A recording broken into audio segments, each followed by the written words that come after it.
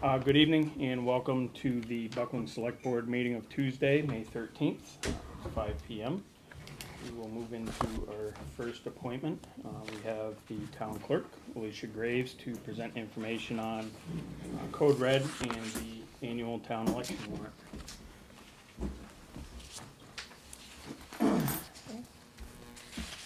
So I just wanted to tell you sort of where things stood with Code Red, now that we're making a big push to get it live and working, and obviously I've provided you some information here. But we have created a link on the homepage of the website, so it should be reasonably easy to find, as well as the previous Notify Me connects you now to Code Red. So there's a couple different ways that people can find the information. On the webpage, there's a bunch of information about what Code Red is and the purpose of it, but there's also some Q&A, and in there also a link to go to Code Red to sign up. So that is always good information. Can always add to it if needed. If anyone ever has feedback, happy to amend that. At town meeting, obviously, we had a sandwich board, and I had William Dedders there trying to tell people as they went in about it, and then had the QR code to get signed up on the voting cards so that people, while they were waiting, hopefully would get a few people that way. And I think we signed up about 20 because of Election Day. Obviously hard to tell exactly how many, but that was the change I saw after a few days from that.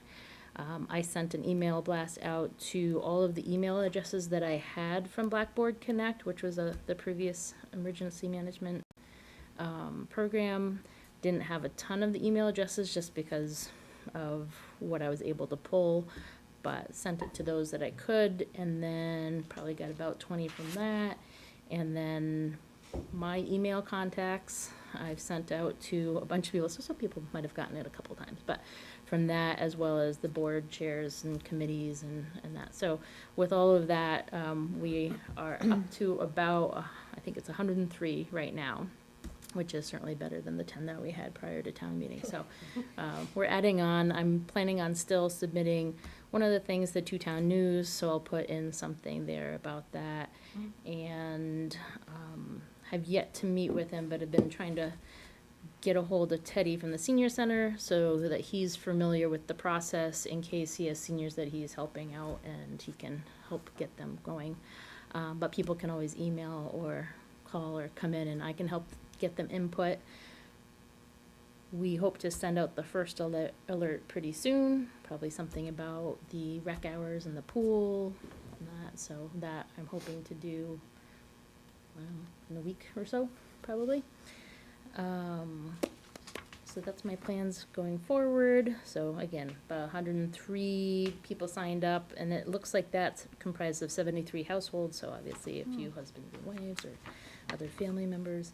I did list here the types of alerts that we have, and on the website, and when you sign up, it does show you what those type of alerts means if it's not super evident by the name, so people can really pick and choose what kinds of alerts they're getting. They're not going to have to get everything. The default everybody gets is emergency notifications, but if they don't want the election and town meeting, they don't have to have it. So it eliminates some of the emails that people might not be quite as interested in. So that being said, the current policy is that you need to approve the blast before it goes out.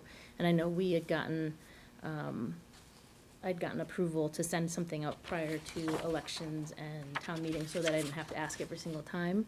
And then Council on Aging does not need any kind of authorization, but I didn't know if you wanted to keep it with what we're doing now. Do you want to change the policy moving forward with this new program, because it's not going to be sending alerts to people and that they might not be interested in, and causing them to unsubscribe, which I believe was one of the reasons for not sending quite as much, obviously. Now, can people go in after too and like say they're getting stuff about the rec or elections or something along those lines, and they don't want to get them anymore, they can go back into Code Red and change them? As long as they know their sign-in information, or they can ask me, and I can always take them off that group to. Gotcha. Any thoughts? Oh, remember, this is technology. Well, I guess, I would say, are there any thoughts on not having to have them come to us Yeah. prior to putting something out? Because they can isolate, Oh, people can isolate what they oh, I see. want to Like- receive. Oh, I see, and, So the only one that doesn't is the Buckland Council of Aging. The only one that doesn't have to come forward first. Correct. so in the case like road closure, where would that information come from and who would provide that? So, the information would have to come from. Probably Anthony or Yeah. Herb. Chief or, Yeah. Fire or Anthony. And then one of us would have to be the one to send the blast out. So one thing I do need to do is set up blasts so that they're pretty much ready to go for those types of things, so that we're not having to create things on the fly when there's something important that's going on. But we can just have a template and just plug in the information.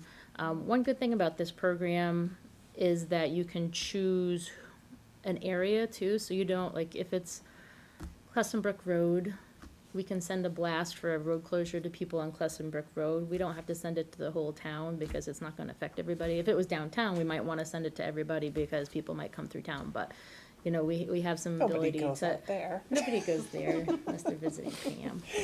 So what would be resident, what would that kind of, So the resident is like other pertinent information, so the local interest could be events, it could be things that weren't as town-related that are happening in town. Resident is more of, information about the wood bank or other things that would pertain to and be interest, most the likely of the residents would residents. not have access to this? No. Okay, hey, I there's only have certain a people that'll tag be able sale. to. I have a tag sale on my road, would you? No, know? no, he would Okay. have to come through us. Okay. Yeah, I mean, I'd be okay with that. Mhm. These two, see how it goes, and do we get charged for each one that goes out? I don't think so. I haven't looked at the billing structure at all, so that's something we should probably do soon, Yeah. but they'll be sending us a bill soon. But as far as I know, it's for the year, not per We can check. instance, yeah. Yeah. Obviously, if it were, we Yeah, would, if it is, we would I not think do we're gonna be that. backing up on Yeah. some of these things. Yeah. Yeah. Certainly. So who's the core group that will be sending these messages out?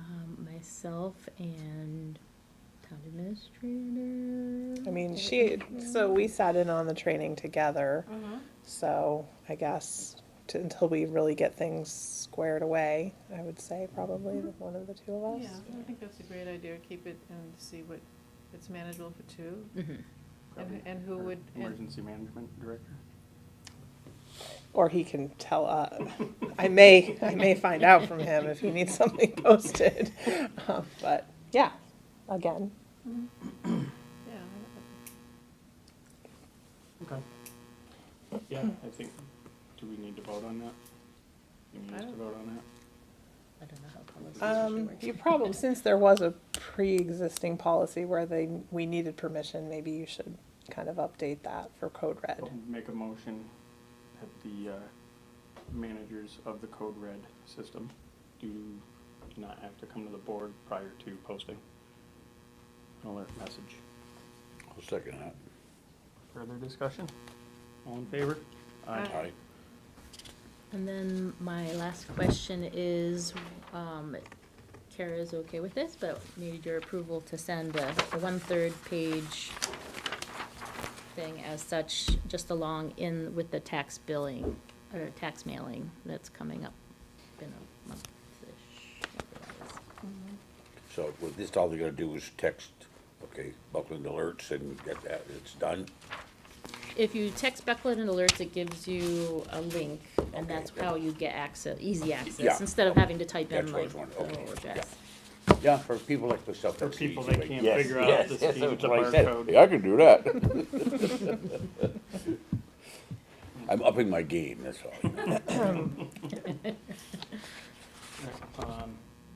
I'll make a motion to have the Code Red message sent out with the tax bills. I second that. All in favor? Aye. Any questions? No? Nope. You have the, Yes, that is on the agenda, yes.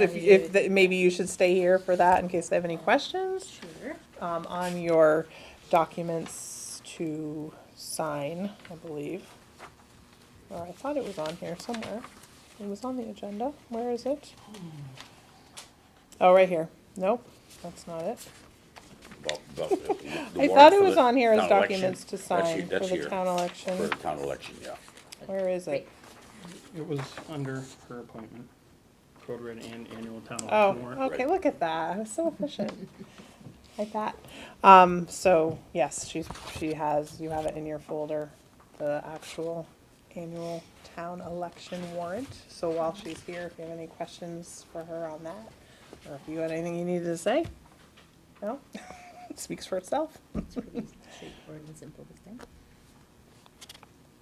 Yeah.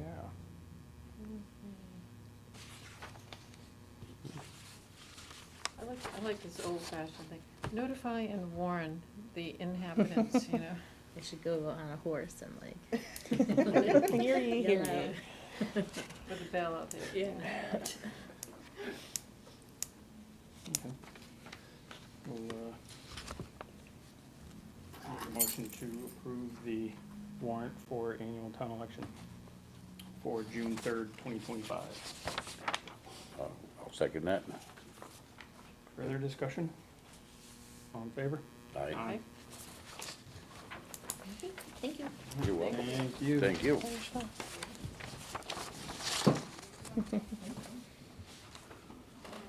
All right. Got some time here to get some other stuff done. Yeah. What other stuff we got though? You have, so we're obviously not ready to do 5:30 or 6, Do we wanna There's- wait on the agenda item to? probably, until the Historic Commission is here. So there is a letter of support. John Organ, who has been serving on the town's advisory committee for the Wild and Scenic River designation for the Deerfield River. Heather had, you guys appointed him last year. He has let us know that federal funding for future work is in jeopardy. The organizers, in partnership with the Connecticut River Conservancy and the Deerfield River Watershed Association, are going to apply for a state woodlands partnership grant titled Regional Actions to Protect the Deerfield River and its Tributaries.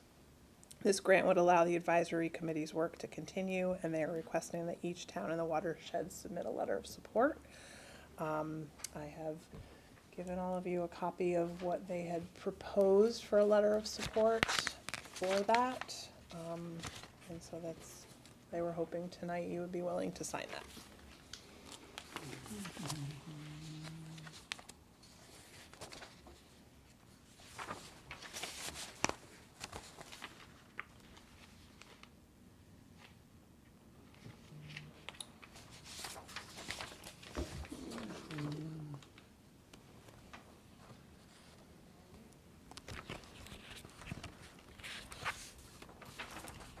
And this is going through all the towns that are partnered with them? Yes, yep. Um, I'll make a motion to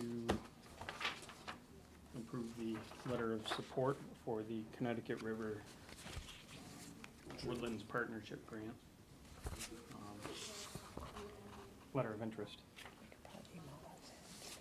guess, or letter of support. That was, yeah. I second that. Further discussion? Hearing none, all in favor? Aye. Yeah. And we have the Franklin County Cooperative Inspection Program contract renewal.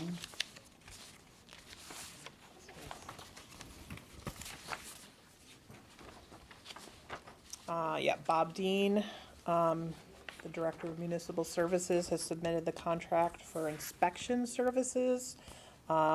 This will, for the FCCIP, which is our Cooperative Inspection Program. This contract takes effect July 1st, 2025.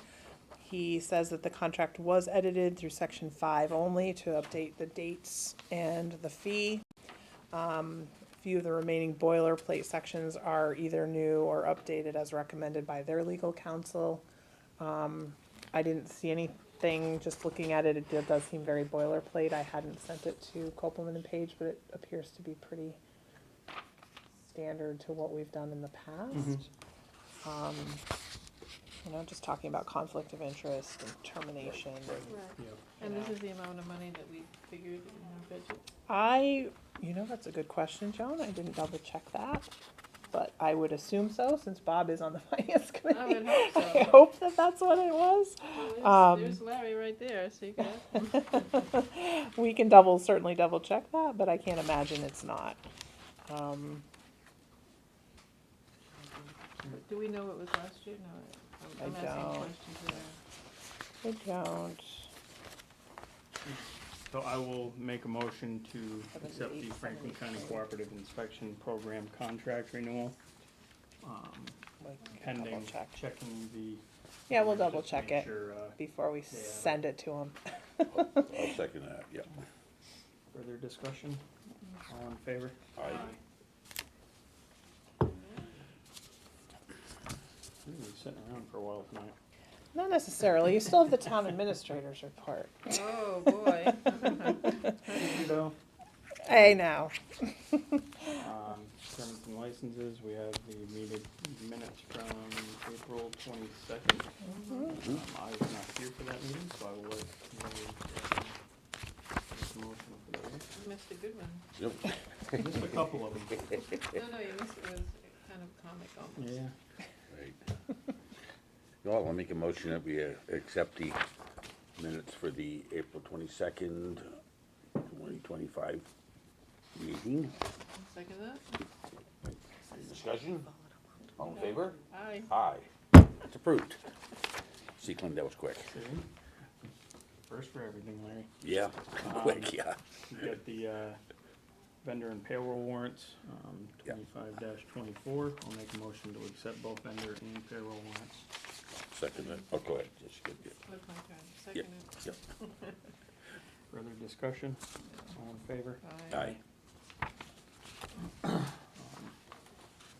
was not reasonably anticipated by chair. I've got nothing. Select board member concerns? No, All right. John's thinking. Not yet. Not Really yet. quick, just to go back to the documents to sign for that FCCIP, make sure there's 2 copies there, just so you know that they both need to be signed Okay. for Bob, in case, just when you get back to that. Just don't think that I made a mistake and put 2 copies in there. He really does want 2 signed copies. I think it was kind of toward the back. That's for Linda's part. Yeah, Okay. there's 2 of them there. All right. Sign 2. Okay. Just checking. All right, town administrator's report. So following up on Larry's concern from a couple meetings, for the street light on the corner of Homestead, have you noticed, is it working again? I haven't noticed it. I can't stay up late enough to see. Okay.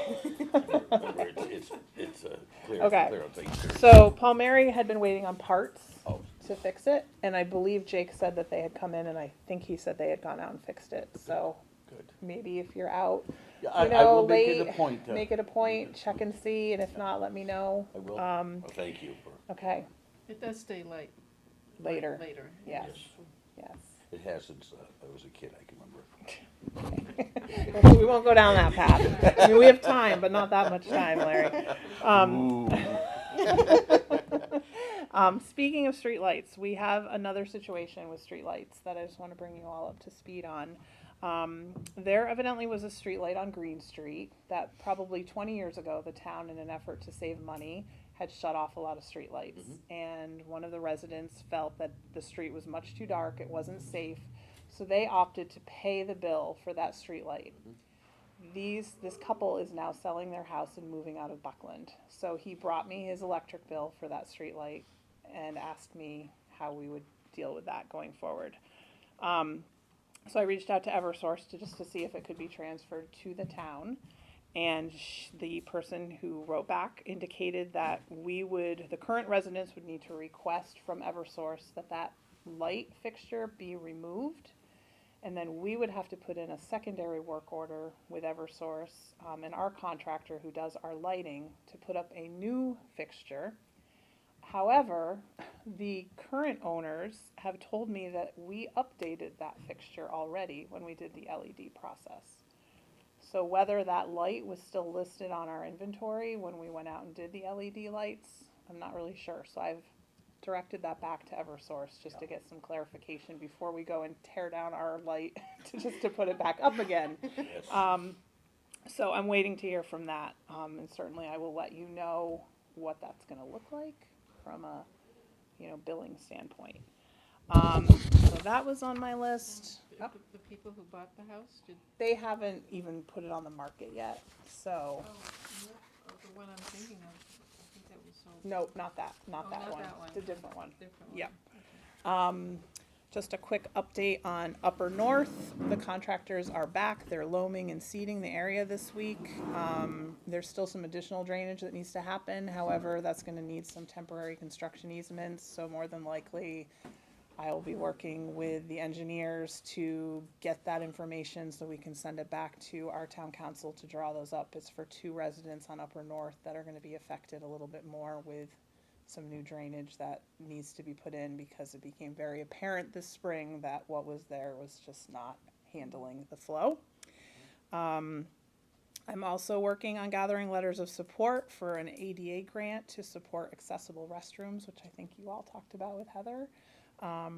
That and along with the one-stop grant for the next phase of construction on Charlemont Road, both are due by the end of this month. Oh, So. you're busy. Yep. And my last little piece of news The part is you left out though was What? that you're all over it. I'm all over it. The last piece of news, which is really exciting news, is the cover came off the pool at the rec today. We are very appreciative to the sheriff's department. They have worked really hard up there in the last couple weeks, painting the old pool house, getting the area all prepped and ready for opening day, which will be May 24th, weather permitting, which is Memorial Day weekend. Swim lessons, passes are still available to come to the town hall. We have forms here, or people can sign up online. And then Kara just had one very kind of quick thing to kind of bring you up Yes. to speed on. Yes, so currently, our town offers a deferred compensation option for employees to put additional funds away, in addition to their retirement account. We have a prior employee who's no longer working for the town requesting that we also offer a Roth IRA because he would like to shift his program from his deferred comp that he used to have into a Roth IRA. Nationwide has informed me that in order to make it possible for that prior employee to do that, we have to make a Roth available for all of the employees. And I didn't know if you had any input on that. What's the advantage or disadvantage to do that? Really just, I mean, from my perspective, the deferred comp is a pre-tax deduction. Roth is a post-tax deduction. We currently have 1 employee using deferred compensation. It is not a popular program, but it would be something that we would have to add to our payroll system. I don't believe there's an additional fee on the payroll system. There's not an additional fee on the Nationwide side, but it would be, adding a whole new option. And then we could set up a time for Nationwide to meet, on a Teams meeting with employees and explain the new option if anybody has interest, which is still to be seen. Does it cost the town more to do that? Not from Nationwide, and I don't believe there's an extra fee for check writers, but if it is, it would be nominal. How much added work is this gonna generate for you? Yeah. I mean, I'd have to learn just the differences on how to get people signed up, but being that we have 1 employee signed up, I don't really see that there'd be a large interest of employees We have 1 current employee signed up? for deferred comp. Okay. That's it, just 1. Might be time for a little workshop on deferred Yeah. comp. I mean, I think before going through and doing all of the due diligence on it, maybe talk talk to our town employees first and see if it's something that they would be interested in Okay, before can doing put- all this legwork. yep, That's a I'll good do idea. that. I'll put a feeler out and see if anybody has I interest. mean, if nobody has any interest in it, then, Majority rules. Except for the one retiree. Yeah. we right, have but he can one. change it over to, on his own. He can't change it over within the system that Are we still offer paying because, into it?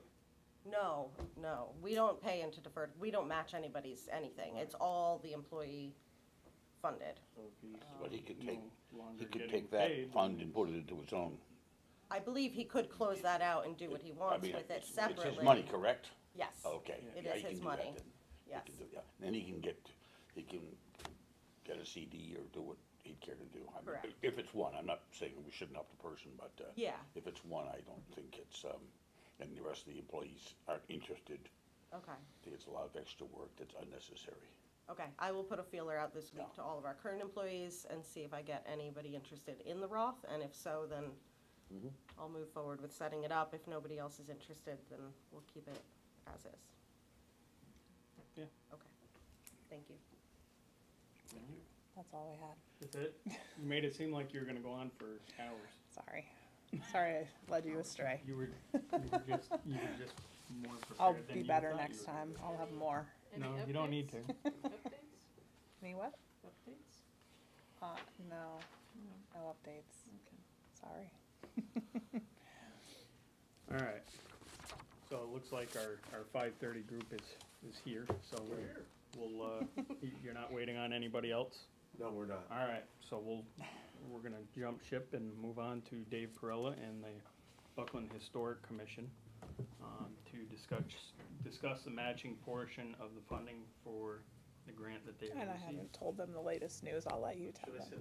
Yeah, if you could, just so The that microphone, the yeah, microphone please. hits it to people at home. Okay. Good evening. My name's David Perella. I live at 6 Cross Street in beautiful Buckland, Massachusetts. And I'm the chair of the Buckland Historical Commission.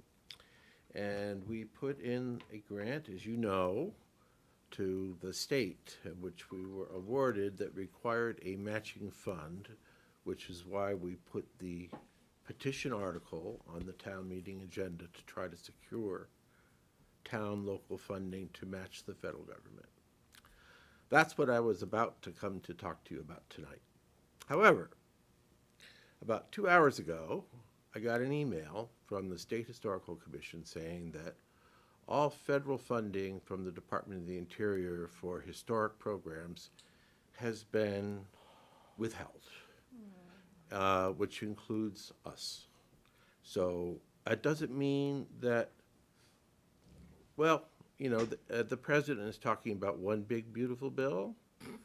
So the big beautiful bill has a ways to go. This funding might find its way back in, but for now, the Secretary of the Interior is withholding the money that was appropriated by Congress last year. Because I could speculate, but I think they just don't want to do it. You know, we're still interested in knowing sort of the status in terms of how you folks see it, whether our article held any weight in terms of the town. Did that actually secure funds? So that's one question.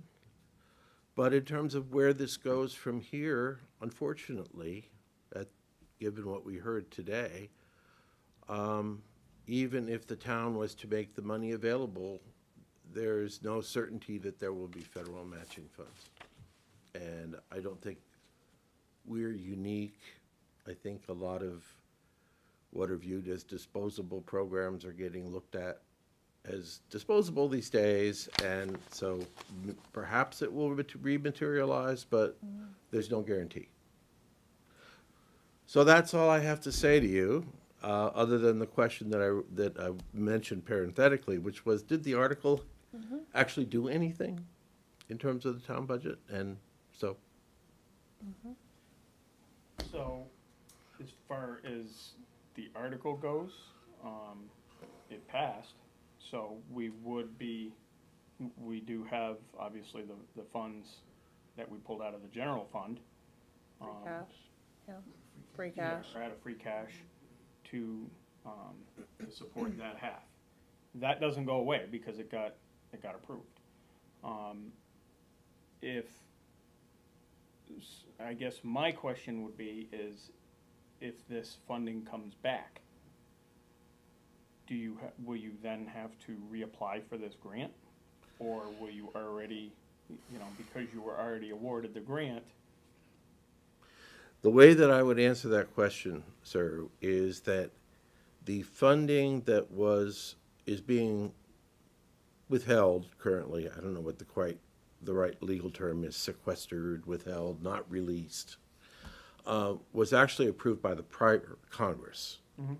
So if it was to be in the judgment of the government to release those funds, separate and apart from any of the current budget discussions that are going on, we would be awarded that money because it was based on a prior year's appropriation. Okay. And we were selected as one of the 40 towns in Massachusetts that applied for this. Mhm. So I think for now, I guess the best we can say is that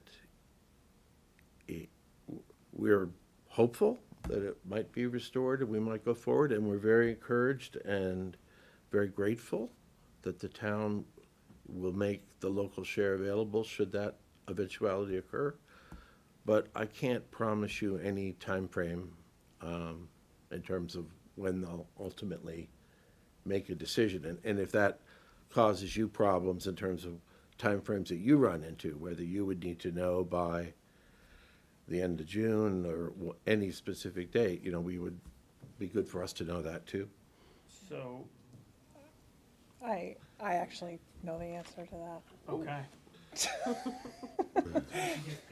I was gonna take a shot at it, but if you've got. So I actually checked because David told me earlier that this had happened. I did talk to our accountant just to see kind of what would happen.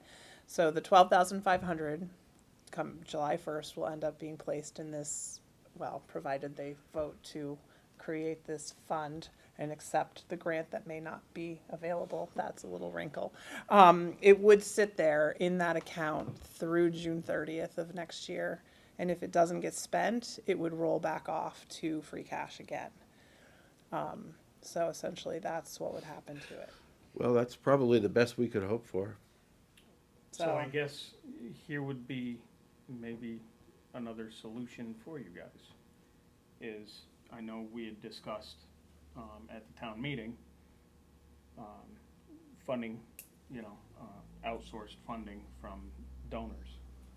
I think so we're actually, it's on our agenda to potentially set up a separate account for that grant money to go into and to also receive donations. So, I guess with that being said, if you were to happen to raise the other $12,500, you wouldn't need the grant money at that point, because you would now have your $25,000. And also, I believe in-kind service counts towards that match as well. It does. That wasn't really brought up at town meeting. Town meeting was a little confusing because one person said it could be private donations, and other commissioners said, no, it has to come from the town. And even, this is great that you provided this, but all it said was a local match. So, what would have been great is if you, I know you're very busy and you're involved with projects, would be to have had a fundraisers and get donations and then decide what was be in-kind service and then come to the town and say, hey, we're short. Do you have some money that we could have? Because I sat in the finance committee meetings, and I believe, correct me if I'm wrong, Larry, that what we had left over was less than $6,000. It was like $5,700. It was a really, really tight budget. I understand that, and I understand sort of the desire to do fundraising, but I have to tell you that having spent a lot of hours doing fundraising for projects, basically for the Historical Society as opposed to for the Commission, I'm not inclined to do a lot of fundraising. I won't, because we had hoped to be able to do this through a combination of government funding. If there are other people who want to do donations, but that was not my desire. So, So I guess the biggest thing that we can offer then is that we will put that money off to the side, and if that grant funding comes back, great, then you can automatically get the green light at that point to move forward. that's very fair. And you'll have until end of June, at which point then it would have to go back to another town meeting to be voted on again to reappropriate that money out of the general fund. Okay, thank you very much. David? Go ahead, Mike. Comment? First of all, I really want to thank the select board and the finance committee, because I know that secretly, most of you maybe independently of your positions, kind of like thought the project was a good idea. That was a summation that I had, and I could be wrong about that, but I didn't hear anybody say it's a bad idea, you guys have a bad idea. Timing wasn't the best, I accept that. David has spent a lot of time and his own money on this, getting the grant and bringing it forward, so David is I'm thankful for what he did. So when he's talking about not wanting to raise any more money, he's the one person that I feel like, yeah, David, you could say that, and that's, I you're get right. it. I get it, Yeah. you know, I spent the last 20 years fundraising for my kids. Every sport, every field trip, everything. I mean, I think probably most of us have, so we all feel your pain. Oh, I do By wanna the way, say- that's not gonna end just because he's older. Right. It'll be fundraising a lot Yeah. for him. I do want to say this, though, following the town meeting, there were 4 people came to me, and coupled to Beth as well, who spoke from the other microphone, who said, look, we support this program, it shouldn't come out of town money, we'd like to make a contribution. And I'm quite certain that none of those folks were talking about 25 or 50 bucks, they were talking about something, I mean, I could easily have imagined a couple $1,000s right there, if we had it set up or something, and we put it, so, but there's been no effort put forward, to try to generate them, but I believe there are people who would like to. We don't want to ask David to do anything to do with that, but I mean, if we can somehow find an easy way for more money to be directed towards an account that you folks could be setting up for us, then I could at least say to the people who spoke to me, saying, you know what, your contribution is welcome and it's appreciated by the town, so we won't have to be quite so pinching if we get to a place this year where we have to spend it. This is what you can do, send the money to however you folks describe, I guess. So, that's it. Anyway, thank you for your time. Okay. Appreciate it. Thank you for their work. So are you gonna set up an account then, so that, That's on the agenda. That's on the agenda. So that's actually our next agenda item that we're gonna actually move I'll into. just make a quick comment. Mhm. The in-kind work, we are restricted by the state to have professionals do almost everything. So what we could do is extremely limited. It isn't Mhm. like we could put 100 hours in and gain some money. Right. They required professionals this time Mhm. to do it, so that was the big problem. Yeah. No, like I said, we get it. We get it. So, Thank you. we're trying to do everything that we can to hopefully get this going for you guys. Thank you very much. All right. Mike, send something to the two-town news. Send something to the two-town news, Yeah. seeking donations and how they could so do it. we're gonna have to, our commission's gonna have to get together, because there's a whole lot of different stuff that we have not as a group discussed. Mhm. So that would certainly one of them, and it might be just like setting up like a full GoFundMe kind of a thing, and, you know, I wouldn't be surprised if we could get at $5,000-6,000, half of what the town would, you know, without much effort. And that's what it's gonna have to take to, That would be nice for us too, because we're really on that type of a budget. Mike, you know that already. I A tough personally, year.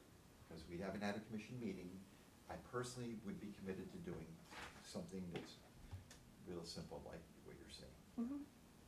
Okay. Do you want me to stick around? Everybody stick around? You can, I mean, we're moving right into that right now, so. I'm retired. So I know, I tried the same thing, that doesn't work. Doesn't matter. so I know Kara's done her legwork, and looking into, getting a separate account set up for the historic, commission, to be able to accept, donations, because through the grants, they all have to be paid out by the town. We found a little workaround for it, and, I think, you know, we can certainly, get that set up. Do we know, so what happens if, will that, whatever money that they raise, that will stay in that account It will. after June 30th? It would just be the money that the town's portion would go back to the general fund. That is my understanding, but this wrinkle of not having a Right. grant is Mhm. something that I had not thought through, so, That would be the only I would question have that to I would have. confirm that with is, our accountant. Can we make it so that, I know we can set it up as probably a revolving account, to where it would be able to roll over into the next year. I'm gonna look up the MGL right now. These guys have decided, you know, this is a game-changing, Right, fast-breaking news. yeah, Past several days, of fast-breaking news. Saturday morning, the issue was it this Saturday or last Saturday? Last Saturday. The fundraising was to replace. the town's funds. cash. Mm-hmm, So that was 12.5 to take right, 12.5 back into free cash. It's now 25. So that's a different ask. right. And It reduces the town's contribution. That's what the fund would do, right? That was the The plan general, was to. that was the raise general plan. 12.5 and then swap out, put 12.5 back into free Right. cash. Right. That's not gonna happen now. If I hear this. Maybe it still could, Larry, you never know. You don't know, yeah. Question, if, okay, say two people give $500. Mhm. We have no grant. We have no 25,000. Do they get that money back because they gave it in good faith for this project? I'm wondering how you guys will handle that. That's a good question. And unfortunately, there's also the chance that we have the 25,000 and no architectural firm even wants to look at us. Sorry, that's out there too. So I'm just wondering what kind of thing Lots that's of what ifs. going to put into Lot of the what wrench of ifs. everything. Yeah. Just, you know, because I don't want people giving it and then finding out. No, I mean, what that would be the happened to it. worst thing we could possibly do. Unless, Yeah. unless like we promoted that we have this account set up for historic commission grants going forward, specifically this one, if we, I mean, if we just tell people this So you is make it. it general. So yeah, make it that's- And general, it- okay. And So- it might be one that goes next year, it's another, called something different. So that's what, Okay, that might that's fix what that. we're looking into, because that account would have to be set up as a revolving fund. So that way, because any funds that are not set up as a revolving fund, at the end of the year, goes back into the general fund. Is that what happens? At that point. Rec department? Not revolving. Revolving can Right. revolves. If it's not a If it's revolving, it not would go back. revolving, it goes back to the Yeah, general fund. yeah. If it's a revolving account, that means Just it goes into the next year and it just Yep. stays in that account until it's spent. Yeah, for the revolving would- purpose that it's there revolving would be for. better. There have to be a special revenue account. This is money coming out of the town. It's not an account that we set up within the town budget. It's fresh revenue townsfolk. Yeah, Mike had indicated that it would just be a regular donation fund. Did you look up I'm MGL trying- chapter I'm 44? sure, it's quite sure it's long very and long. I'm So not probably, digesting it enough. we probably, in light of this new information, need to Right. kind of go back So to do I- some Yeah, more I don't research. know if we Sounds like can- the drawing board. Yeah, essentially. I think I need more So I information think on. what we'll do is we will table this to our next meeting, before we Yep. decide to, Yeah, I wouldn't Go with wanna this. ask people. we wanna make sure that to it's have a set up fund properly. That's gonna dissolve, oh, your money's Correct. going into. Right, right. Yeah, I Right. think there's a level of uncertainty. Yeah, We should figure that out. And, but the good news is time pressure's on. Yeah. But, Yes yeah, and no. right. that's the good news. Remember, things change fast, you know, tariff, no tariff, so things But could again, change quick. even if all of a sudden, come August, Yeah. those grant funds release, our portion is still there. So, you know, either way, that money is good until June 30th. Well, can I ask that, in behalf of the commission, if you folks reveal anything that would be of value to us in our next meeting about this kind of an account or fund, whatever, let David know he's the right guy, but I mean. How often do you meet? Members, I David's think the our chair. next meeting is June third. June I 3rd? think, you can Yeah. check his posting, but Okay. I have in my calendar. I think once we get it all figured out, I think we can certainly reach out to Dave and just say, this is what our thought process is on it. What do you think? And he can give the yay or nay at that point of, this will work, or no, it's not gonna work. And then it can be brought to the board for us to vote on. Just in closing, I would tell you this, that David wrote the grants, the big grants that we Mhm. got for the barn restoration, and we're really excited about this September. We're gonna have some kind of a major event. I hope that all of you, or most of you, or whatever, will be able to come. It's really, really exciting and impressive in there. It's not a barn any longer, it's a barn museum. It's impressive, so. But David did a lot of work on that. Yeah. Yeah, so. All right. Good. All right? Thank you. Thank you. Appreciate it. Thanks. My work here is done. Yep. Yep. Thank you for your input, Larry.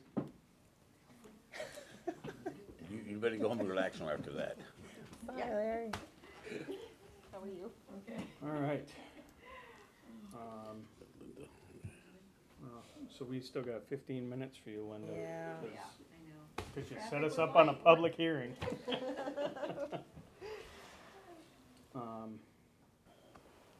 And then, yeah, we've got you, and we have, Natalie. That's it. Oh, I've got a sign-in sheet for the public hearing. Okay. Sign Yep, we that can down. certainly Okay. send that around. Can do that very slowly. we could sing happy birthday to Clint. Yeah. No, we don't need to do that. We don't need to, have you heard Larry sing? Maybe I want to. No. So Gina said, we'll just spend the I mean, voice lessons on it. I don't know. It just did. We were very efficient. Well, Linda, I have a question Tonight. for you. I live on one of the streets. Does that mean I can't sign, vote on this? I live on Monroe Avenue. What, just, tell you, just not a I don't know. I think, No. I'm No. not personally benefiting from it, Right. but. Yeah, I yeah, don't think I so. mean, it wouldn't, you still have two good members of the board, you could abstain, and then you wouldn't have to worry, you can still pass it with two, right? Well, we might not, just because it's her Oh, speech. is that your per pen? Oh, Oh, okay. It goes with it. Okay. Your church uses it all the time. Yes, I come down all the time too, yes. I mean, is, you think that's really, I mean, there's an awful lot in this particular, motion, you know. And if you I feel, mean, I think if you're, it's always about public. good say, if you feel perception, uncomfortable, because, yeah, Yeah. You know, direct benefits, not like they're gonna go into your house, but right. if you're more comfortable with saying, you know, you're a resident. you You're not financially indirectly benefiting. benefit from it, you'll. No, I don't. Whatever, you know. Okay, I'll go along with that.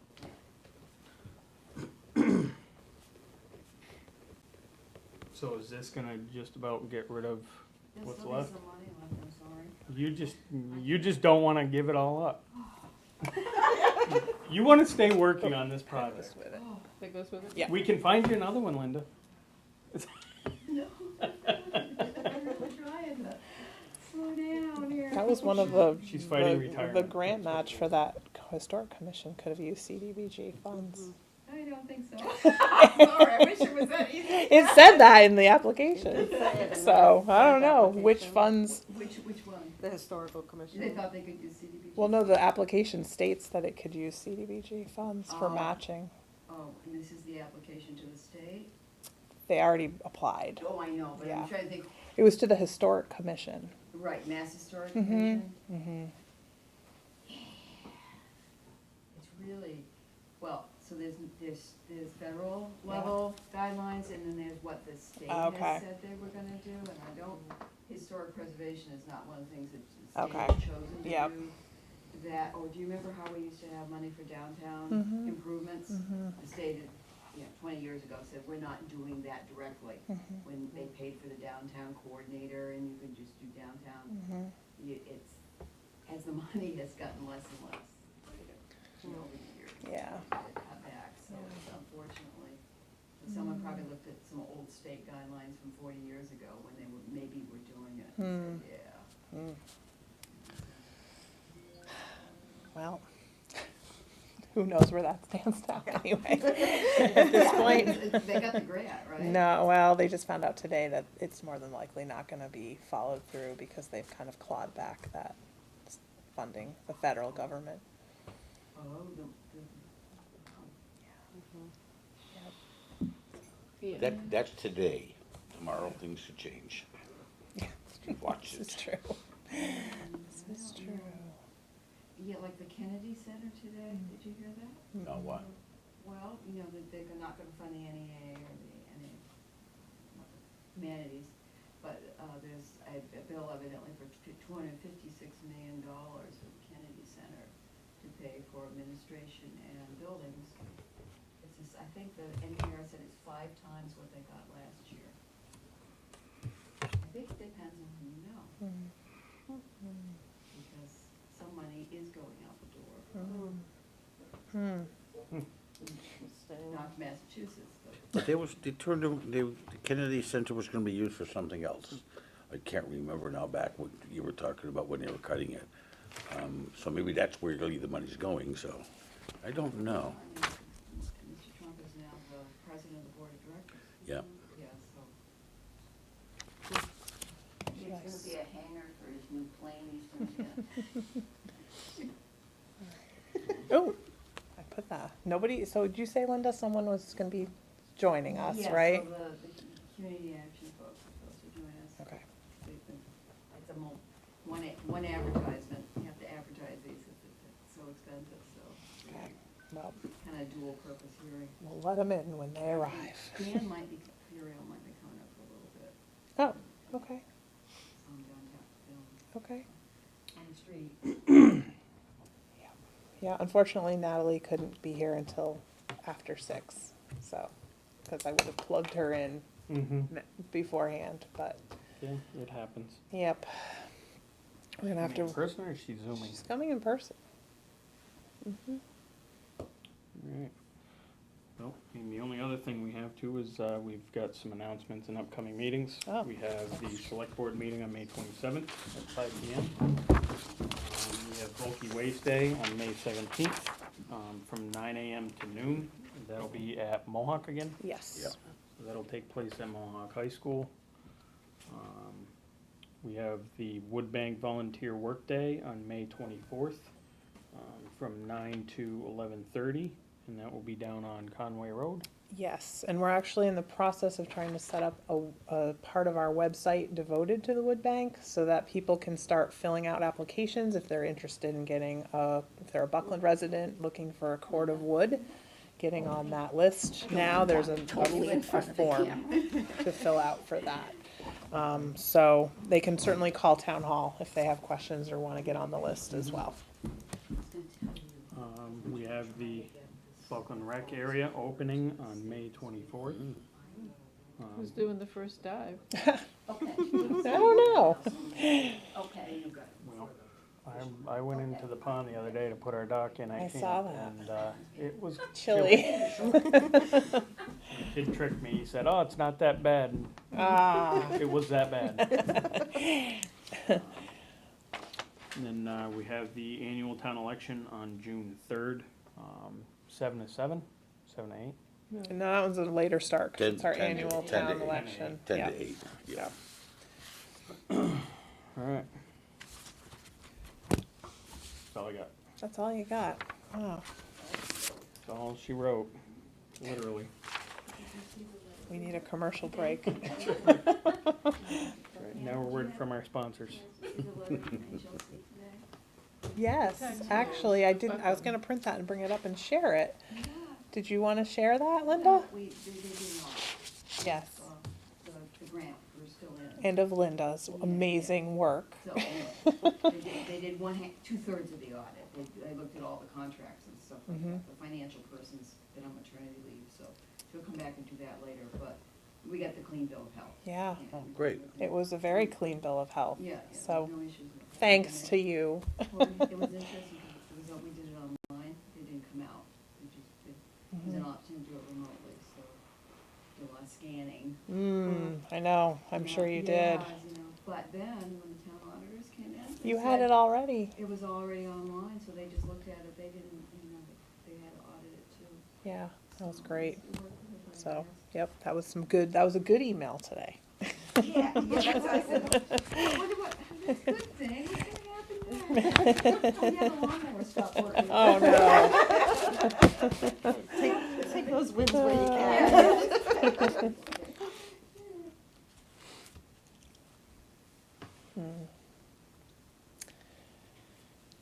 Well, I'm- 5 more minutes.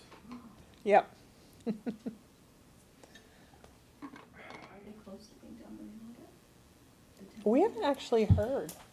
Yeah. He hasn't been back in touch. He sort of said everything looks good, and then he left, and we haven't heard a word. I think there's a pattern. Well, that's what they say. Oh, dear. No, not that anything's wrong, but it's hard, they do all the field work and then they have to kind of put it all in. The field work seemed quicker, and maybe since COVID, they've sort of refined a lot of it can be done through scans and stuff, because they weren't here nearly as long as they've been in the Yeah, past. The last time I had to do one with them, it was totally paper, I just had to bring files. Yeah. And they sat upstairs. Yeah, yeah. See, it seemed a little more There streamlined. was a lot of that still. There though. was still I some of got a that. lot of boxes up here during that You week. did, you did, Kara. Yes, you did. I have a question. Are we still going to do a send-off party for Heather? Yes, Yes. we are actually, as a matter of fact. It's going And that's to a good be time to talk about that, because Linda's here too. May 29th, Thursday afternoon, 4 o'clock. At the rec. At the rec.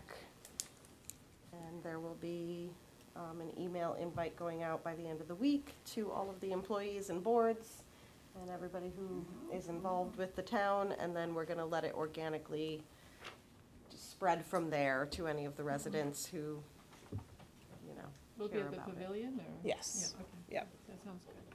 Yep. Good. Thank you for planning that. Yes, It'll be nice. that will be the plan. So are we gonna roast her? That's up to you, Joe.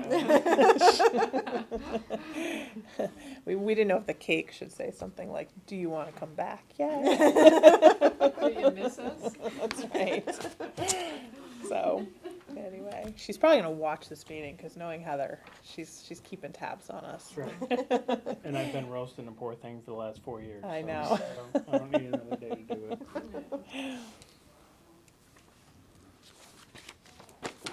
Thank you. I found it very touching that we dedicated the annual report to a person who served so long. It was, I found it very emotional, and I thought it was really great to recognize the service that people do in our town. Yeah, it was. She was very excited and happy, and I think it carried through for like a week with her. She was really surprised. though. She was very She was. surprised. When the kids come to Yeah, what when are the you doing great here? grandkids came That down. was adorable. It was Mary very and nice. Scott, who's been with the town for 50 years Oh, thank as you. an assessor. Oh, wow. Yeah. I'm wondering if we should have like, I don't know what the tradition is here, but to have like a separate section for in memoriam for people who have passed that have been contributions. Who might not even live in the town, have lived in the town, might have moved away, but It's that just so might be nice to do nice. it while they're with us. Yeah, yeah. Waiting. Yeah, for sure. I think they'd probably appreciate it more. Yeah. That wasn't meant flipped, that was meant really. yeah. So I think that would be something we could consider. Yeah, for next year, we always need, Elizabeth is always looking for suggestions for that on the dedications, so.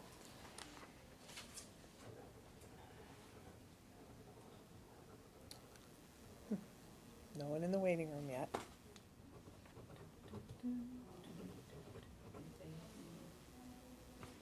Probably just you, yeah. I'm not sure, do you know? I'm not really sure who these people are and what's going on. To be honest. Familiar, but I can never remember her name. First, it'll be just Joan. No, nothing. Hey, you're such a funny guy, Clint. You guys can come in if you want, if you're here for the hearing. It's pretty close to time. It's pretty close, You're here for this. Yep. The crowd is coming.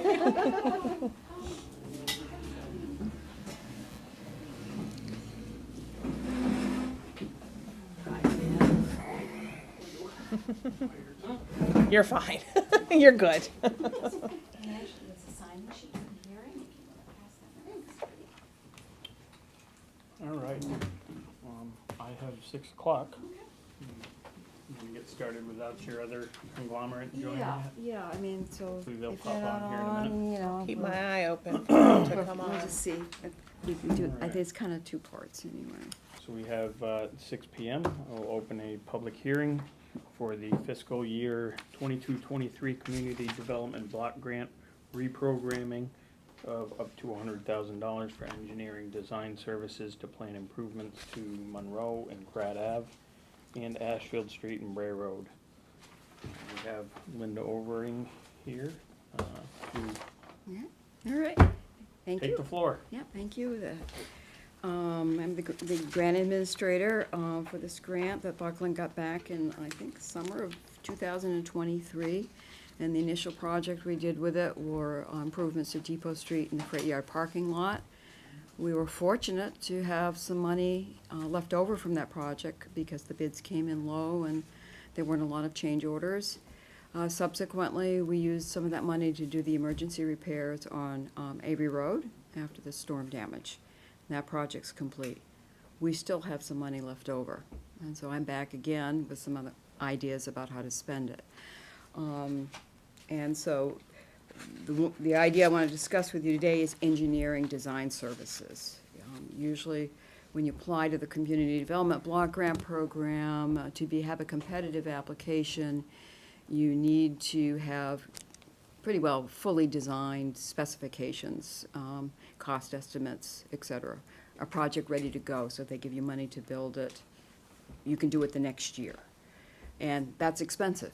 And so one of the things CDBG allows you to do is use their money for engineering design, as long as the projects you might eventually build with it meet what they call national objective. And CDBG can only be used for certain purposes. One is to do projects that improve the lives of people who you've determined are low and moderate income, or they live in an area where you've done a study and determined that it's blighted. And some of the projects we've done recently, like Depot and Freight, were right in the heart of the downtown, and we have that designation. Once we move up kind of on the other side of the tracks with Ashfield Street, they're not in that zone. So we would be looking to see if people met the income qualifications. Back in January, Heather and I talked about, in fact, there's going to be some money. Do we have places that the infrastructure team that serves Buckland might think are worthy of looking at to go to next for improvements? And so one of the places we identified with Monroe and Pratt Avenues. That's actually been talked about for years, maybe the 20 years, because we did Franklin Street. We did a lot of streets previously with CDBG in that area. But I think there were attempts to do an income survey years ago. The people who live in that street did not qualify as low and moderate income. There had been some changeover, so we did an income survey once again in March. Joan helped, and we got enough return this time, and it does qualify. So some of the idea would be to go and address some of the deficiencies on those 2 streets that are dead end, but there's a right-of-way through the parking lot of the church that appears on the assessor's map that connects them. So, yeah, we're not quite sure what that right-of-way is, but it's on the assessor's map, so it's something we want to look at and understand better. The other improvements we heard about from the department heads was to continue working on Ashfield Street, because CDBG improvements we did came up from Conway and ended at the railroad tracks. We went just kind of over to the other side, we tied into Green Street. But we never touched the road, we never touched the sewer or the drainage that's associated. A different grant worked on some of the sidewalks on Ashfield Street, but didn't get into the roadway at all. So looking at that, and then the water department in particular asked us to look at Bray Road for going down there, although it's got a nice layer of pavement on it right now. From their perspective, it seemed to be a little bit of lipstick on the pig, because there's some stuff underneath there that probably, I mean, it wasn't that well-built a road, so it means it's likely to not look good again in another 10 years and have to keep kind of this cycle of just keep putting covers on it. So while we're at it, let's evaluate it. So we did a different kind of evaluation of the population and who would benefit from that road, and we were able to qualify Ashfield and Bray as being eligible for CDBG dollars. So now this is the next step of, if the board agrees, we'll formally ask EOHLC to allow us to reprogram money for what we're calling a design engineering study. The scope of this design study would be that we would hire an engineer, and I'm recommending that we hire GCG Associates, which did the depot and freight grant engineering and oversight, and as well as the Ashfield Street. They know the CDBG program, they know Ashfield, they know Buckland's infrastructure now, they know Ashfield Street, all those things, they're familiar with it, they can hit the road and running, hit the ground running, the road ground. So anyway, what they would do is they come in and they evaluate the infrastructure, do like, if there were borings necessary, talk to the department heads, and then have at least 2 public meetings to get feedback. We did this with Depot, and I think it worked pretty well. I did. In that they came in, they had like really just a concept. Okay, this is what we think should happen here.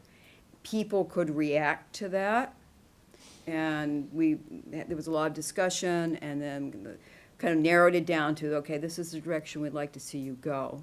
And then they came back for another meeting, and that final design was woodshedded and hopefully agreed to it, in a second meeting. Then they could go and make final designs and cost estimates.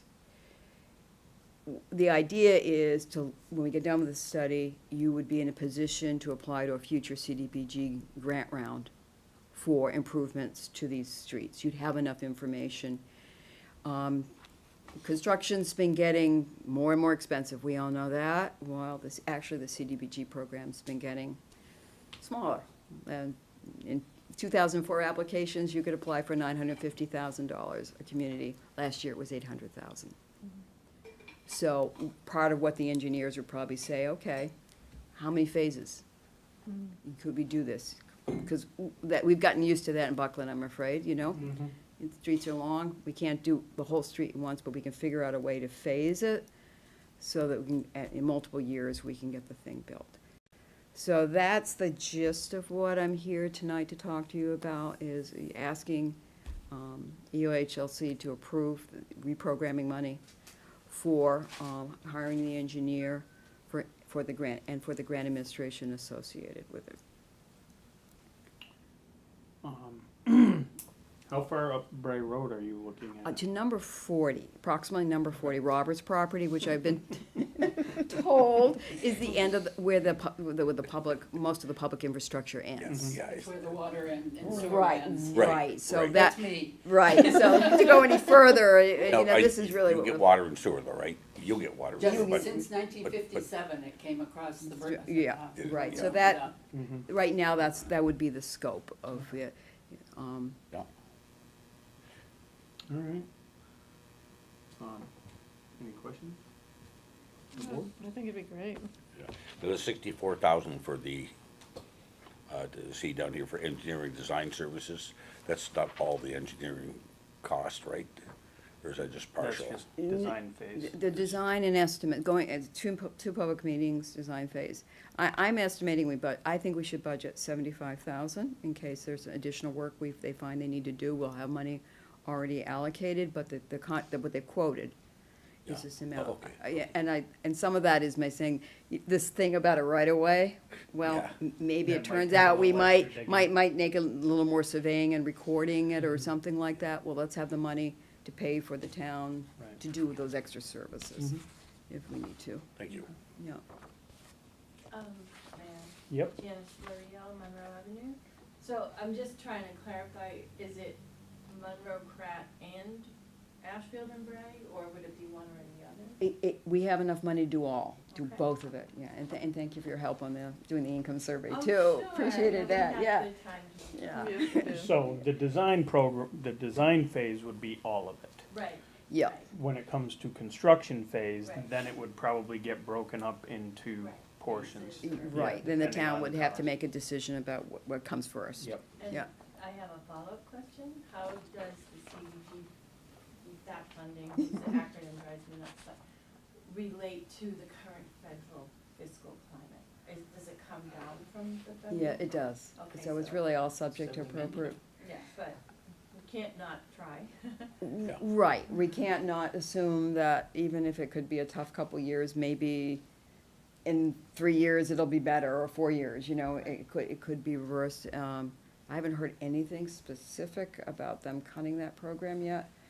I mean, a lot of other programs coming out of HUD have already been cut in the current fiscal year, and they're not being cut in the recommended budget, but, I will say, yeah, it's up in the air. Do you replace water and sewer with this? Well, the engineers will make the recommendation. I mean, I think from the water department wants, them to definitely look at the Bray Road water, because there's a history of breaks, I was told, up in that area, maybe a little bit north, but it was that, and it's so close to the tank, that when that breaks up there, it ripples all through the downtown very fast, is what I was told. So that was one of our rationales for justifying evaluation. You know, that's part of it, is look, when you get to Ashfield, it's already been, I guess that's all new water. That's all new that came Right. down from the water Yeah. tower. Yep, Yeah, when they right. did the tank, they did that whole project there, Yeah. but they did not go up Bray Road. Right, right, so that was what, and I think there might be a hydrant or something issue. There's Can't- one hydrant this side of the Yeah, brook that doesn't work anymore. that's what I remember. Yeah. And, But the one on the other side does, Yeah. and the fire pond is still there. yep. So I mean, those are things I picked up at our meeting about things, and no one wants to replace a hydrant if it's an old, and undersized, or, yeah. Behind. Yes. 81 Ashfield, I'm on the corner of Ashfield and Bray. Yeah, So just thinking about like what, in the design phase versus construction phase, what is the hope of what the project would look like or entail? So some things with water, or say, you know, in front of my house, are you thinking road, or what else does that entail? well, that's all what they would evaluate. would So take a look. So if, the sense was, when people were talking about what they saw in Ashfield, that there probably isn't great drainage there or great soils, right? So, I don't, The okay. lake, the lake that is in front of my house, sure. Yeah, so, you know, so are there ways that we can make that better if through engineering, if we, you know, excavated the whole road, put in more drainage, so that the surface is better, because the road is certainly, yeah. Yeah, Boom. that's a Well, lot of welcome to lipstick Buckland, every year with- that's welcome Yeah. to every street in Buckland, To yeah. keep it from doing that, Yeah. I mean, you gotta fix everything underneath for And that to all not happen. the water Yeah. pumps. yeah, I mean, and it is a challenge up here, water is, And we definitely had, at the end of '23, the Christmas storms that we had, something shifted Yes, and it went from the spring behind my house to the spring that goes under my house. and my house, it's kind of the back to the side now, it's groundwater, and there's nothing you can do about it, No, and it's exactly. not covered under insurance, because that's an act of God to Right. change the water. And since Dan can't do it, it's gonna be God, so. Wrong department. Yeah. I just, would this evaluation also include, like I noticed with a lot of the other work, you know, nice sidewalks, but sometimes widening roads? Is that even considered in the scope of this or not? I don't really want Monroe Ave to be widened, I'm just curious, right? What? You might Well- be able to pick up a foot on one side, that's about it, on the opposite side from I you. mean, I get- No, you can't, because then Joan would have no parking lot I think area. the engineers, Yeah. that would all go into the Well, I don't hopper, and think if so. someone said, especially said, there's, I'm not saying I know enough about Monroe, but someone came and said, we really need, this road is too narrow, Right. it's dangerous. Yeah. The engineers would evaluate, well, what does that mean? I mean, first of all, is the road filling what the town has the right of way? Yeah. Sometimes they aren't, a lot of times they're right to the edge, and what's the trade-off? If you wanna make it wider, is that somebody's front yard? Well, I guess we don't we want it wider, but we don't want it that wide. That's exactly right. Right, so And I guess my other, would it when they talk about national objective, are the nice fancy sidewalks like a kind of ADA requirement that would have to happen or not necessarily? Well, the national objective is just whether you're low and moderate income. Oh, And good, Good, okay, yeah. yeah, I mean, that's really a town's decision about, Mhm. I mean, it's tough to have a wide sidewalk on Monroe from what I could Right. see. I don't It think so. would be Yeah. better to have no sidewalk anymore. Yes, it would, it would. What's there doesn't really qualify. Yeah, and that's Proud to a you, too. possibility, is, if you're gonna say it's just because it's a dead-end road and there's limited, Right. you don't, Right. And that- that's but that's 4 again- years down the road. yeah. But these are questions that you would, Bring to us like this you first would bring to forum the engineer and at say, the first public hearing. Okay. Because say- these are the types of things that he'll soak in. Yeah. He makes notes of all of that stuff, so when he starts actually putting designs together, he takes all of that into I consideration. think when we did Depot, we ended up with like 3 scenarios he brought Yes, back he to the actually- meetings and said, yeah. not everybody's in agreement, so Right. this is one approach, here's another approach, and we need to make a decision. Yeah. I had him throw the bathroom into that Depot Road project just to ruffle feathers, and You did? and it did. So, yeah, I mean, and I think that, that project there just really kind of went without any major issues, and everybody got to be involved with it. Yeah. Obviously, there was a few things that we couldn't get around, like the handicap parking on the hill, just because of the slope. So, there's obviously some things that, that code has to be taken into consideration. Yeah. So, all right. So I think Anything else? we do have another item on the hearing agenda. It's Mhm. about the community action, the food pantry. I Okay. think they've now joined us online, Yep. which is just including this. Is there anything that we need to vote on for? Well, I Or gave do you one we- of those many part motions, Mhm. it's got it all in there, so at the There's five- end. Five, yeah.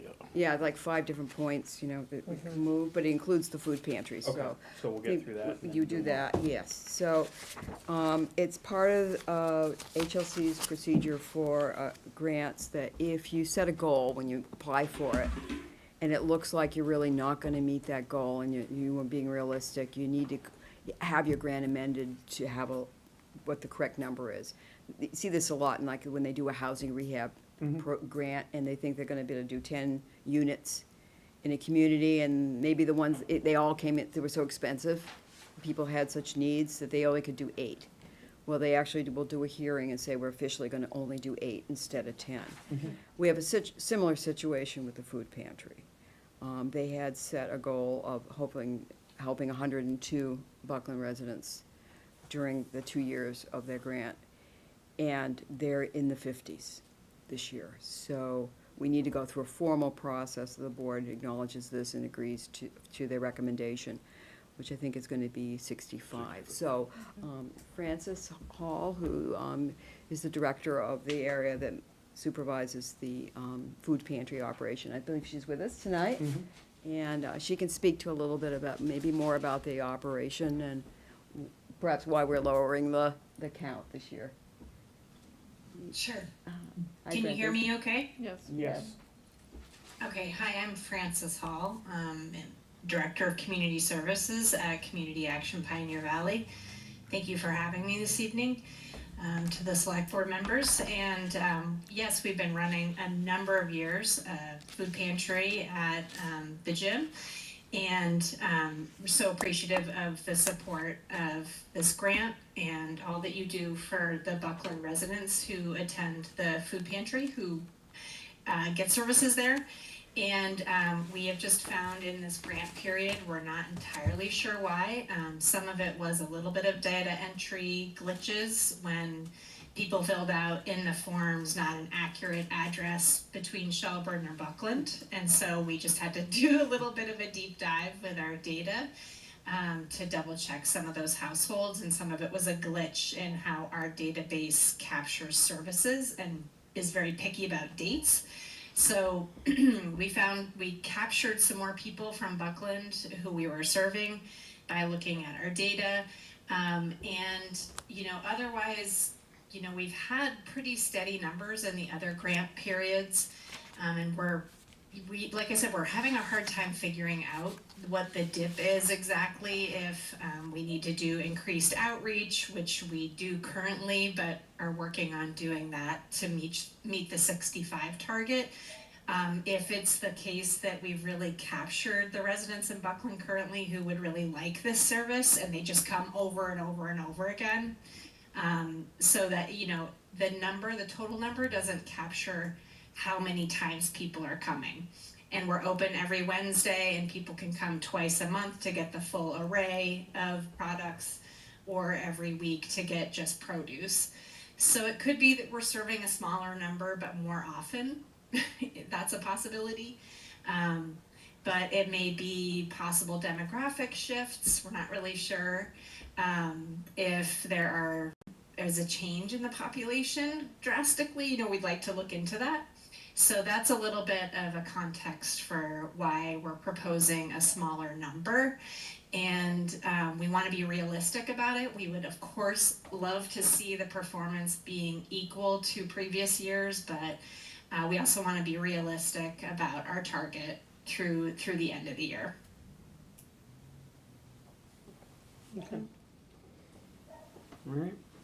Thank you. Thank you. So, I think if we are comfortable with that, we will accept, as part of the motions, to ask you to accept the change in goals. Okay. So these are all good numbers here. Mm-hmm. All right. Yep. Okay. I'll just go through all of them and we can. We got one more question? I work at the Ashfield Food Pantry, Mhm. and Mary Lyon is delivering 50 bags every 2 weeks to people in this area. Does that have any reasoning? Besides the ones that come in on Tuesdays and pick up by themselves? I couldn't tell you. So you're saying Just- they found that it just may be one. more convenient for them to be getting the food from Ashford, depending on where they No, are. they're delivering, the volunteers They're are delivering delivering it. to the homes so that those can work. People who are working and Oh, can't come okay. to the food pantry can get Mm-hmm, an amazing amount. yeah. Either way, I think it's wonderful that they're Yeah, getting it one they're way or the getting it, other, yeah. so They that's, get yeah. 50 bags or and then another 50 or Definitely. 60 Think come of on it- Tuesday. I realize that's They nice, did- yeah. Right now, the food pantry also operates a delivery service too. Okay. And the last quarterly report said there were 5 households in Buckland that they are accepting deliveries. I can't remember, like 20, I think it was like 27. Yeah, Yeah, Mary it's- capped at 50. Have you Yeah. guys noticed if there was an increase? Mary Lyons stopped at 50 because Okay. that's the amount of people that could do, volunteers that Mhm. could deliver to Cummington, Yeah. Right. Keith, Ollie Road. Wow. I've made one of those delivery routes. Yeah.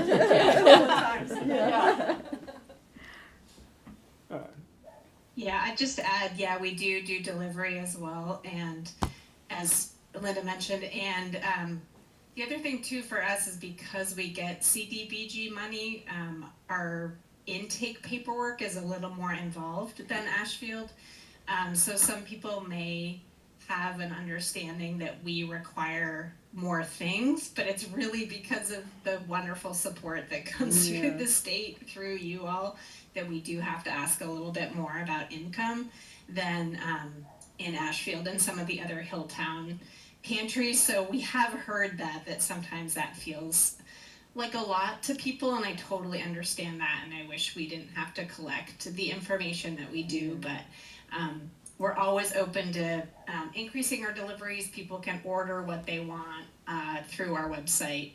And get to pick what they want to receive in our deliveries. So, and what they're doing in Ashfield is fantastic, and what Kristen and Mary Lyon Foundation does is also fantastic to support our communities in West County.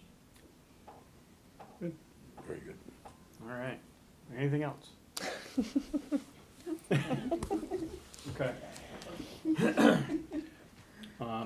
I'll move to request the Executive Office of Housing and Livable Communities to amend the Buckland fiscal year 22-23 CDBG to reduce the estimated number of low and moderate income Buckland residents to be served by the West County Emergency Food Pantry from 102 to 65.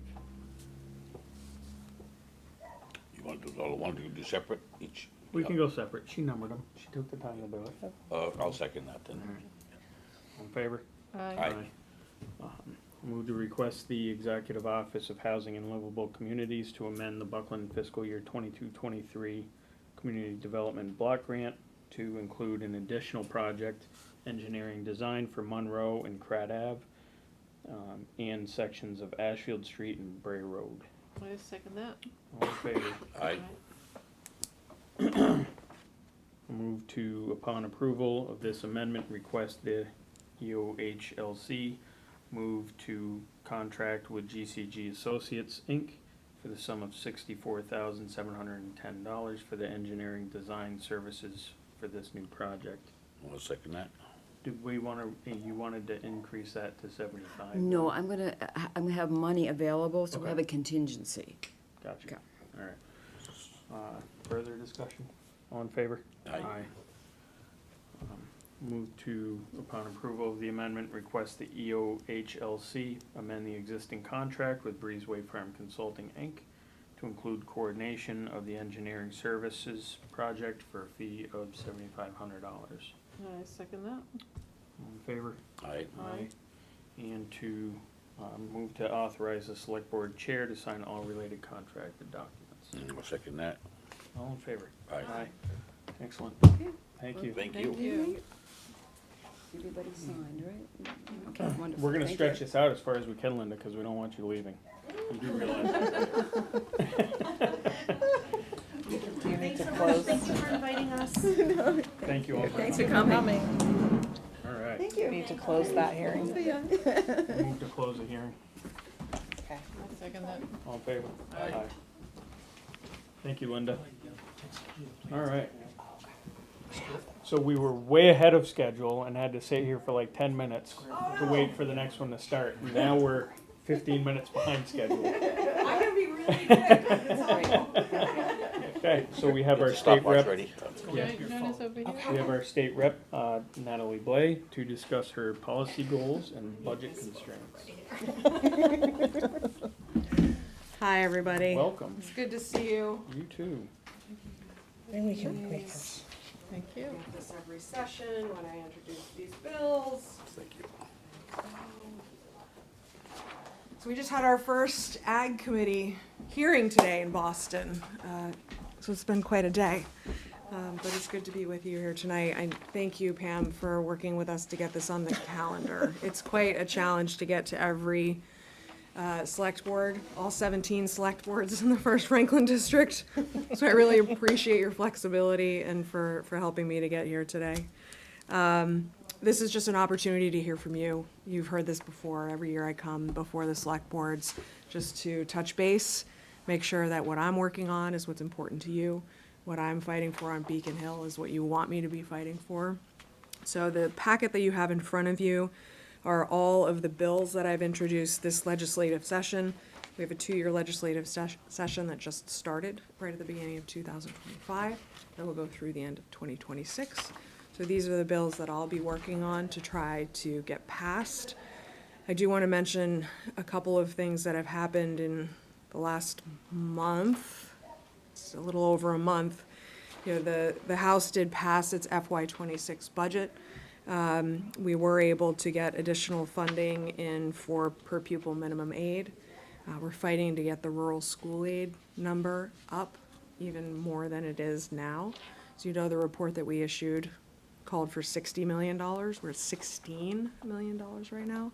So we're trying to continue to increase that. We were able to increase the disaster relief fund that, with the Healy Driscoll administration's support, we were able to put into law in record time, which was incredible, and based off of the 2023 storms that we saw in the region. And it was based on legislation that I introduced with Senator Comerford. And then the other piece I wanted to mention is that the House passed and then the Senate passed last Thursday a surplus surtax supplemental bill. So this is our fair share money, the millionaire's tax. When we first passed this law, we didn't know how much money would be coming in from this surplus tax. So we only budgeted $1 million. At the end of the day, it turns out that we brought in $2.3 billion. So we were able to pass a bill in the House, and the Senate passed its own version to spend that additional $1.3 billion. We were able to get, and you've heard me, I know you have heard me talk about this a lot, I've been fighting for an unpaved roads pot of money for our communities across the Commonwealth, where you have a higher percentage of unpaved roads versus paved roads. We were able to get $10 million out of that surplus funding to create basically a pilot program for unpaved roads. And it can go towards not only maintaining, but also completely reconstructing, and allow communities to purchase vehicles to maintain those unpaved roads in your communities. So this still has to make it through conference committee, get to the governor's desk, have the governor sign it into law. But this was a really big step for us in Western Massachusetts because we've been fighting for this for a very, very long time. A lot of Coleraine, most of their roads. Coleraine, Leiden. 200 miles of Yeah, that. Leiden Dirt has 70% of its total roadway mileage is unpaved. And that's where my kids, that's where my oldest boys moved to. Oh, there you go. Coleraine and Heath, and both I can't go up there because I don't want to go through the mud. Yes, yes. Which is good, I guess. Yeah. We were also able in that bill to secure $25,000 for the playground equipment at Buckland Shelburne Elementary School. That was nice. So hoping to add to what I think was just contributed from the local communities. And then $25,000 to help Mohawk continue its regionalization study that they've been working on for several years now. So we want to make sure that that continues to move. I was able to take a look at the Bridge of Flowers as I came by. I was very thrilled to see the progress on that. Almost done. I know that the state, through the Mass Works program, is very excited to come out for ribbon cutting. I was happy to work with Senator Hines to secure that funding, and I'm really glad to see that project I come love the to color, fruition. it blends in, it's not. It's beautiful. It is, They really did a tremendous job. And they went right through the winter with it. I know. The worst days It ever, was- they were out there working. It was really, the effort that they put into, because we recognize what an economic driver this is for the community, but also the infrastructure that is carried beneath water, it. You might need some water here. Yeah. So They took that, a few days off last week with all the rain. But yeah. But we were able to, because of how distinct and unique this bridge is, we were able to make a really compelling case to the state. And for them to come through with that level of award was really extraordinary. So they are very, very excited to come out for a celebration of this project. And it has an impact on the local businesses. Yes, Oh, it does. 100%. 100%. So, yeah, happy to take questions, but just wanted to give you that really quick update, leave you with this legislation. We're full steam ahead in the legislature, but certainly want to answer any questions that you might have. I'd like to know, how do you choose which bills you're going to present? It's a great question. So we tried to pare down the number of bills that we introduced this session. That didn't work very well. We tend to introduce 40 bills every legislative session, which is very high. And I think it's a reflection of this district because it's massive. It's the largest geographic district in the Commonwealth. So really, it is what I'm hearing from communities, is what I base my priorities on. There's some other pieces of legislation that have come to me through high school students. I had a group of high school students from Frontier reach out to me about a bill. that I'm really hopeful we'll be able to get through this legislative Which bill is session. that? This is the menstrual product ingredient bill. So high school students, as part of their civic action project, came to Senator Comerford and I and said, New York and California have passed laws that require companies to print the ingredients on your menstrual products. These are things that you're putting in or close to your bodies, and we should know what we are putting in or close to our bodies. So we ended up drafting the legislation. Students have come into Boston and testified. They've appeared at conferences and spoke on behalf of this bill. So it's a lot of different things, but it really is primarily what I am hearing from constituents. In addition to the 40 bills that I offer, we end up filing approximately 20 home rule petitions every single legislative session. And you know better than anybody what home rule petitions are, but when a community needs special permission to do something in their community, you'll pass it at town meeting, it comes to us, we have to move it through the legislature. Most legislators might see 1, 2, 5 a session, and we're pushing through 20 home rule petitions in addition to our regular workload, just because we have so many communities. That's just the way that it is, and that's what we do.